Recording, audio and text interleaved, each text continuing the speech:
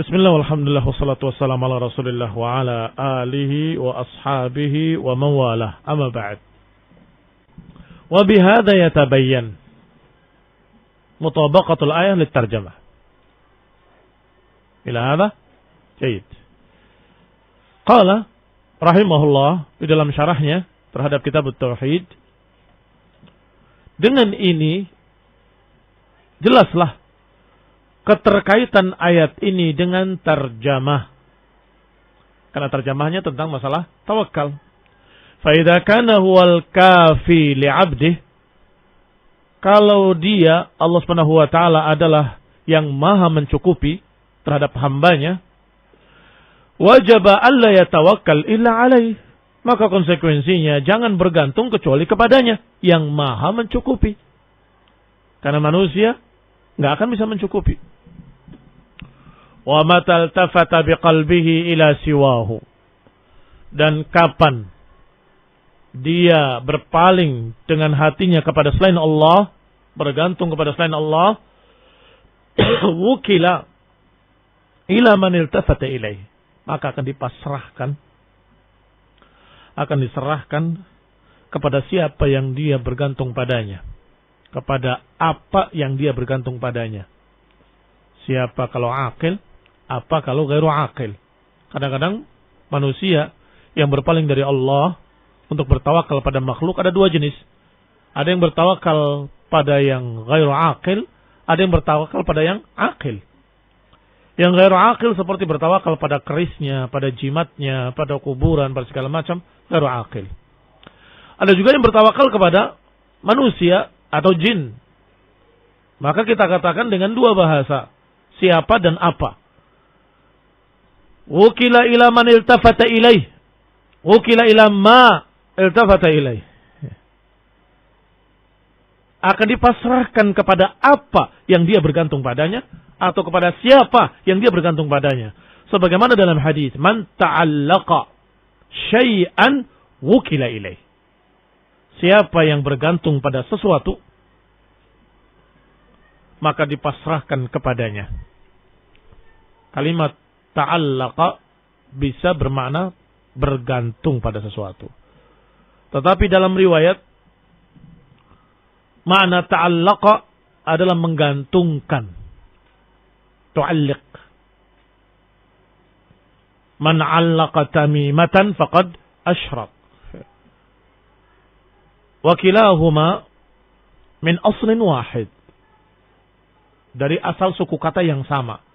Allaqa dan ta'allaqa. Dan subhanallah, ada pada satu perbuatan mereka kedua-duanya. Tangannya menggantungkan jimat di lehernya, tangannya melilitkan kain, ya ta'allaq, itu juga yu'alliq, menggantungkan di pinggangnya, dan hatinya bergantung kepadanya, kepada benda-benda tadi. Hadza huwa asy-syirk, dan itu tawakal pada selain Allah Ta'ala. Famal aqibah fid dunya, apa akibatnya di dunia? Wukila ilaih. Belum akhirat, ancaman-ancaman azab. Syirik tidak akan diampuni.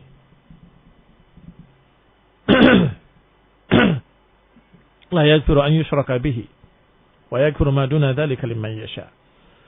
Di dunia saja sudah dikatakan man ta'allaqa syai'an wukila ilaih. Siapa yang menggantungkan sesuatu, bergantung kepadanya, maka akan dipasrahkan kepadanya. Artinya Allah nggak akan menolong. Allah nggak akan menolong, dipasrahkan pada benda-benda tadi. Wa bihadza barakallahu fikum tabayyana, teranglah, jelaslah keterkaitan ayat ini dengan tarjamah. Sepintas kayak tidak berkait. Apa ayatnya berbunyi? Ayuhan nabi hasbukallah wa man ittaba'aka minal mu'minin. Ya wahai nabi, cukup bagi kamu Allah dan yang mengikuti kamu dari kalangan mukminin. Enggak ada kalimat tawakkala, ya tawakkalu, tawakkulan, mutawakkilun, enggak ada. Dari mana kaitannya dengan babnya bab tawakal? Karena kalimat hasbukallah wahdahu. Adapun man ittaba'a minal mu'minin tidak atafun ala lafdzul jalalah, tapi atafun ala dhamir mukhatab. cukup bagimu dan cukup bagi pengikutmu Allah satu-satunya. Allah akan mencukupi kamu dan pengikutmu. Sallallahu alaihi wa ala alihi wasallam. Fal ma'na tawakkalu 'ala Allah fa huwa hasbuk. Tawakkallah kepada Allah karena Allah akan mencukupimu. Kalau kepada kaum mukminin, tawakkalu 'ala Allah fa innallaha hasbukum. Dan mereka melaksanakannya. Mereka berkata sami'na wa ata'na, sehingga mereka ketika ditakut-takuti oleh musyrikin, mereka menjawab hasbunallah wa ni'mal wakil. Hasbunallah. Yang akan mencukupi kami adalah Allah. Dialah tempat kami bergantung. Qala al-musannif rahimahullah. Musannif membawakan dalil berikutnya. Rahimahullahu ta'ala. Wa qawlihi wa man yatawakkal 'ala Allah fahuwa hasbuh. Barang siapa yang bergantung kepadanya maka Allah akan mencukupinya. Ini sangat jelas keterkaitannya dengan bab. Wa man yatawakkal adalah tawakkal. Siapa yang bertawakal kepada Allah, Allah akan berikan kecukupan. Qala Ibnul Qayyim rahimahullah, makna hasbuhu ay kafihi. Maknanya hasbuhu adalah kafihi, mencukupinya. Wa man kana Allah kafihi wa waqihi fala matma'a fihi li'aduwin wa la yadurruhu illa adhan la budda minhu. Siapa yang Allah mencukupinya, wa waqihi, Allah melindunginya, fala matma'a fihi li'adu, maka tidak ada kesempatan bagi musuh untuk menimpakan kejelekan. Wa la yadurruhu, dan enggak akan membuat madarat kecuali madarat yang memang la budda minhu, madarat yang mesti, yang mau tidak mau akan didapat. Apa contohnya? Kal harri wal bardi wal ju'i wal atash. Ini otomatis ada di pihak musuh juga merasakan, ada di pihak kaum mukmin juga merasakan. Ya Pak ya. Pasukan kaum muslimin berperang dengan pasukan musyrikin. Di tengah terik panas matahari. Musyrikin terkena panas apa enggak? Terkena. Kaum muslimin ya juga terkena. Ya. Taib capek berlari ke sana kemari, berangkat perjalanan, kaum muslimin capek, musyrikin di atas kebatilan juga capek. Apalagi? Itu namanya la budda minhu. Tetapi Masya Allah, Allah jamin kemenangan. Sebagaimana Allah menangkan kaum muslimin dalam keadaan kalah iddah wa uddah. Iddah jumlahnya, uddah persiapannya. Jumlah kalah, persiapan pun kalah. Kalah jumlah, kalah iddah, kalah uddah. Tetapi kenyataannya Allah menangkan kaum muslimin di perang Badar. Padahal sepertiga jumlahnya. Hanya 300 orang. Sedangkan mereka kurang lebih 1000 orang. Wahakadha makna wa man yatawakkal 'ala Allah fahuwa hasbuh. Adapun panas, lelah, capek, berlomba untuk mengalahkan musuh, itu tentunya perkara yang memiliki beban berat. Tapi la budda minhu, itu mesti di pihak manapun ya pasti akan merasakan hal tersebut. Kal harri wal bardi wal ju'i wal atash, kehausan, panasan, kelaparan. Wa amma yadurruhu bima yablugh bihi muraduh, adapun madarat sampai mencapai apa yang diinginkan musuh tidak berhasil, tidak akan berhasil. Fala yakun abada, tidak akan terjadi selama-lamanya. Fa farqun bainal adha alladhi huwa fi adh-dhahir idha'an wa fil haqiqati ihsanun wa adrarun bi nafsihi baina ad-durri alladhi yatashaffa bihi minhu. Dan berbeda jauh. Farqun bainal adha alladhi huwa fi adh-dhahir idha', antara gangguan yang secara zahir memang benar-benar gangguan, tetapi fil haqiqah, dalam hakikatnya itu ihsanun wa idrarun binafsih, dan kerugian bagi diri mereka sendiri. Wa bainad durr alladhi yatashaffa bihi minhu, dengan dur yang yatashaffa bihi minhu, yang dia berharap kesembuhan daripadanya, akan berbeda. Dua bentuk yang seperti itu. Gangguan, mereka mencerca, mereka memaki, mereka memusuhi, mereka melempari, itu ida. Tapi pada hakikatnya ihsanun minallahi ta'ala. Mengapa? Setiap ada orang yang mencerca kamu karena Allah, karena kamu berpegang dengan tauhid dan sunnah, dicatat pahala buat kamu. Mengingatkan ucapan Aisyah radhiyallahu taala anha. Ketika mereka melaporkan, ya Ummul Mukminin, mereka selalu menjelek-jelekan Abu Bakar wa Umar. Apa jawabannya? Ya. Wa ma yata'ajjabuna min dzalik. Apa yang kalian herankan? In qata'a minhumul amal, telah terputus amalan mereka, tapi Allah ingin untuk terus pahala mereka. Apa yang aneh bagi kalian? Beliau telah terputus amalannya, tapi Allah ingin agar pahala mereka terus bertambah. Artinya dengan cercaan tadi, pahala bertambah. Berarti kebaikan buat Abu Bakar, kebaikan buat Umar. Beliau telah wafat, tapi pahalanya bertambah. Al-Hasan Al-Basri, ketika diberi kabar bahwa si fulan menjelek-jelekan kamu, begini dan begitu, dia mendatangi rumahnya, Assalamualaikum, membawa kurma sebagai hadiah. Aku tidak bisa memberikan yang lebih baik dari ini. Terimalah sebagai tanda terima kasihku kepadamu. Orangnya heran. Terima kasih apa? Bukankah engkau telah memberikan pahalamu kepadaku dengan mencerca aku? Itu besar sekali. Maka aku bisa memberikan kebaikan kepada kamu sedikit. Cuma ini. Hadiah buat kamu. Barakallahu fikum. Berarti orang yang menjelek-jelekan si fulan, itu seakan-akan dia memberikan pahalanya kepada dia. Barakallahu fikum. Ihsanun. Sebaliknya, bagi mereka yang mencerca, idrarun binafsihi.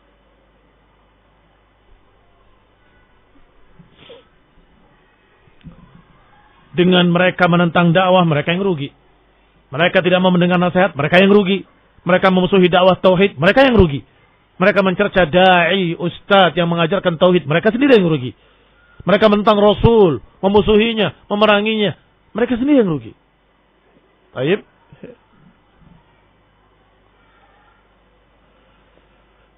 Berbeda dengan dur alladhi yatashaffa bihi minhu, berbeda dengan madarat yang kita ingin bersih daripadanya. Ingin yatashaffa, syifa, ingin sembuh daripadanya. Nah, apa? Contohnya madarat fid din. Kita tidak boleh menjadikan agama ini kita rusak dengan madarat-madarat yang kita lakukan. Itu madarat hakiki. Berbeda. Madarat yang ini dengan madarat yang itu. Qala ba'du salaf, ja'alallahu likulli amalin jazaan min nafsih. Beberapa salaf, beberapa ulama salaf berkata,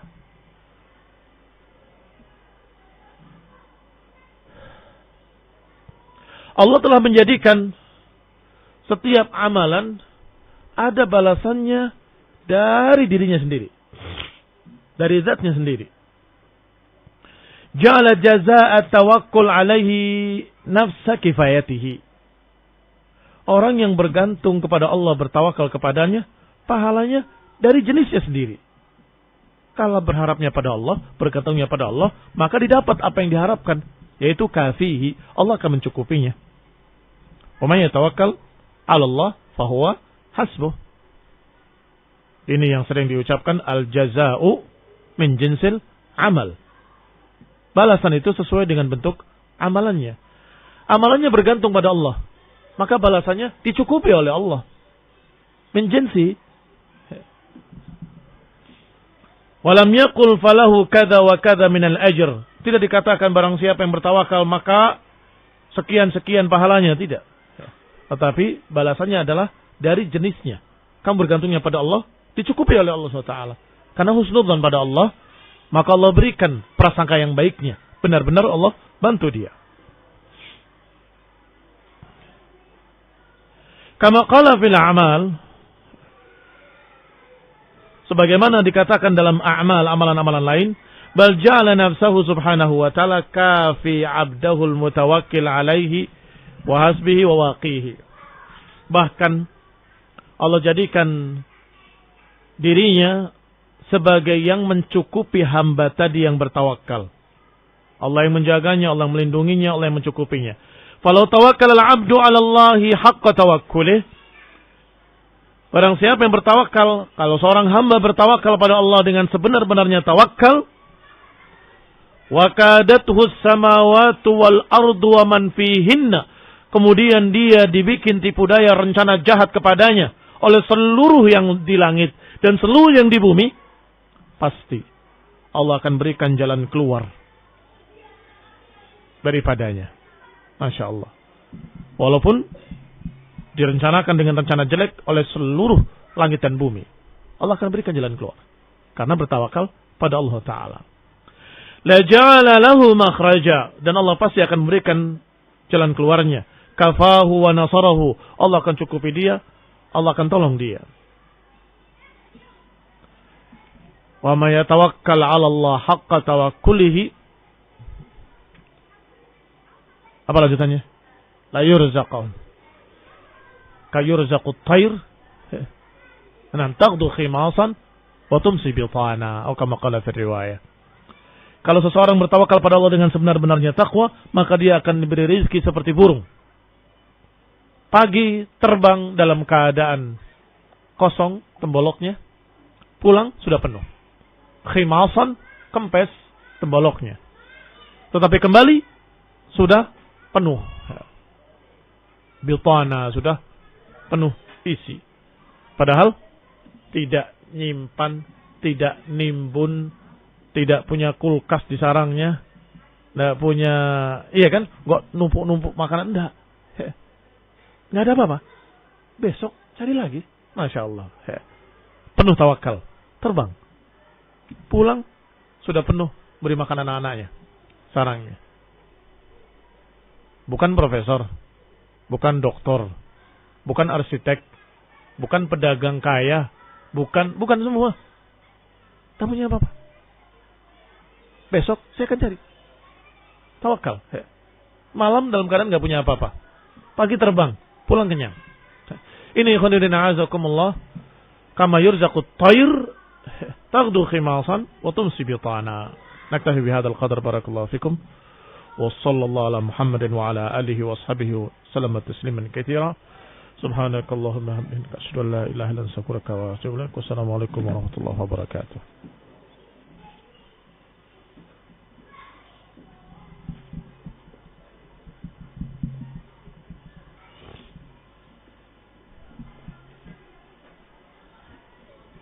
Bila ada kritikan dari beberapa orang, apakah kritikan itu pasti benar? Ya enggak lah.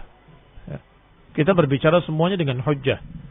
Yang menyampaikan kebenaran dengan hujjah, yang mengkritik harus dengan hujjah, yang menjawab bantahan harus dengan hujjah, yang menerima juga harus dengan hujjah, yang menolak dengan hujjah.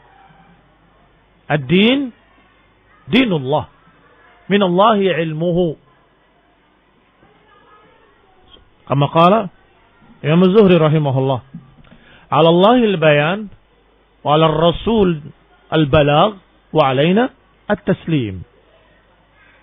Milik Allah risalahnya, dari Allah risalahnya, Rasul yang menyampaikannya, kita yang menerimanya. Ini kita menerima hujjah, dalil. Apakah kita perlu melihat kritik dalam kebenaran? Naam, perlu melihat. Kalau melihat, pertama lihat orangnya. Kalau dia ahlu sunnah, ahlul hadis, apalagi orang berilmu di atas manhaj, maka dengarkan kritikannya. Mudah-mudahan itu adalah kebaikan buat kamu, ilmu buat kamu. Baik, apa dalil-dalilnya, apa hujah-hujahnya. Kalau dia adalah ahlul bid'ah, masukkan jari kamu ke telinga kamu, karena lebih mungkin syubhat daripada ilmu. Lebih mungkin syubhat daripada ilmu. Enam. Barakallahu fikum. Apakah Syekh Shalih Fauzan sudah berbicara terkait fitnah sawafiqah? Dalam satu masalah sudah. yaitu masalah tentang ucapan ahir dan irbid. Ucapan yang diucapkan oleh Syekh Muhammad bin Hadi ketika mencerca salah seorang muslim di mimbar di depan umum dengan kalimat ahir yang artinya pezina. Ditanyakan pada Syekh Shalal Fauzan, tidak pantas. Ta'yirun nas, enggak pantas melecehkan manusia dengan bahasa seperti itu. Hendaklah yang berbicaranya bertobat pada Allah Ta'ala, mencabut ucapannya, merubah sikapnya. Tidak ada. Ucapan Syekh Shalal Fauzan hafizahullah.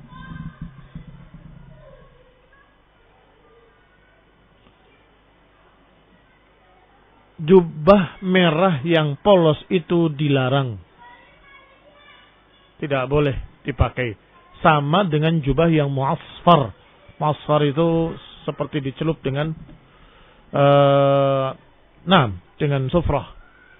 Warnanya kayak kuning kunir dan biasanya warna dan berbau harum.